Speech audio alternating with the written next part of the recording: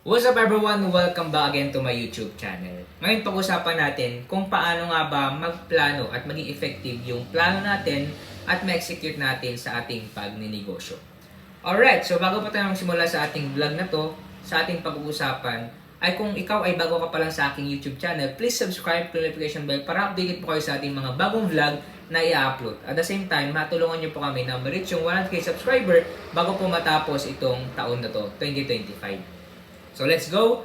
Punta na po tayo sa ating topic. Kung makita niyo po sa ating picture, sa thumbnail, bago niyo po yung itong video na to, ay meron po ako isang tao na nagbibigay sa akin ng idea.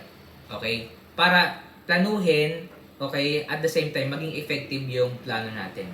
Okay? Paano nga ba maging effective yung plano natin? Number one, we need to pray first. Acknowledge natin ang Panginoon sa plano natin, isama natin ang Diyos sa plano natin. Kasi kung hindi natin kasama ang Diyos sa plano natin, ay hindi magiging effective at hindi talaga mangyayari ang plano nyo. Okay?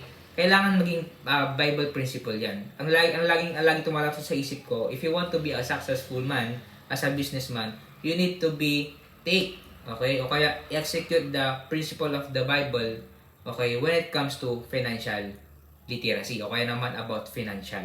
Nasa Bible 'yan. Ang dami namang mga word diyan sa Bible na mga about financial. Okay? So, meron pa akong nabasa sa Bible na if you do not plan, okay, may mga pangit na mangyayari. Okay? Pwedeng madisgrasya ka, pwedeng dangerous yan, pwedeng hindi maging successful yung plano mo, o kaya naman merong mangyari na masama. Kaya kailangan mong planuhin ng mabuti. Okay? Sa perspective ko, sa pagpaplano ko sa negosyo, kung malaki ka na, may pera ka na, okay, kailangan nating planuhin ng mabuti. Kung magpaplano ka ng malaking restaurant, may mga budget ka na, you need to plan.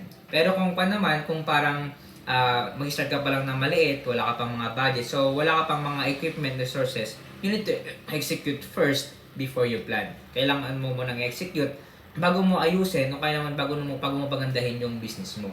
Okay? So, iba't iba kasing level yan. May mga stage 1, stage 2, stage 2. So, ang tanong nyo, paano yun? Ibig sabihin, hindi ba kailangan magplano? Actually, nasa isip naman natin yan bago natin na-execute yung isang bagay. Kumbaga, ang sinasabi ko lang, hindi lang natin pinaplano muna ng maayos kasi baka puro lang tayo plano tapos hindi natin na-execute sa una kung wala kang budget, ha?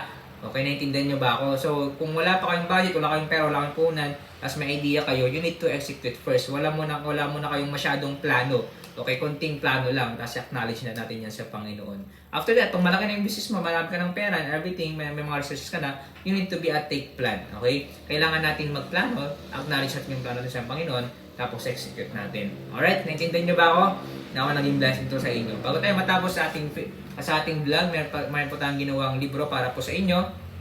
Negosyo Reality, para po ito sa mga gusto magsimula ng negosyo, sa mga may problema sa negosyo, at the same time, mga mayaman ang mahilig magbasa ng libro. Kahit hindi ka nang mayaman, basta mahilig magbasa ng libro, para po ito sa inyo.